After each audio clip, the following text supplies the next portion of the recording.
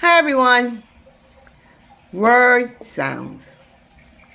Syllables are sounds that make up words. Come a little closer. Circle how many parts of the word you can hear. Kite. One syllable. Kite. One. Now, if you circle two,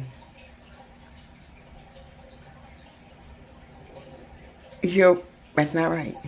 Because if you circle two, you are saying kite, kite, kite. But no, it's just one, kite. But if you hear in your head, kite, two, man, sorry, not right. Apple. Two syllables. A-P, bull. But this is not a compound word. Just because you have two, don't mean it's a compound word. This is not a compound word. I write it down. That's not a compound word. Just because you have two, don't make a compound word. Snowflake. Snowflake. Two. Now, if I ask you to spell snow, if I ask you to spell snowflake, and you come back with snowflake,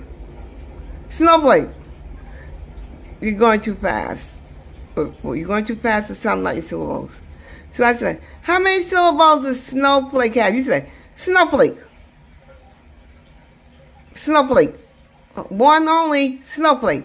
No, snowflake. Two syllables. Carrot. Carrot has two syllables. Carrot.